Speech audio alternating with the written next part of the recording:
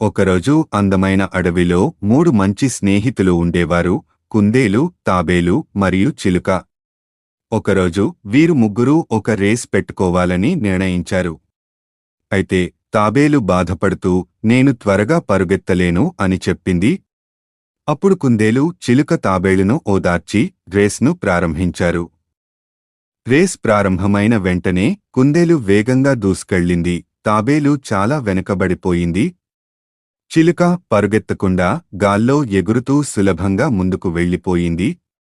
తాబేలు మాత్రం నెమ్మదిగా కాని ఆగకుండా ముందుకు కదులుతూనే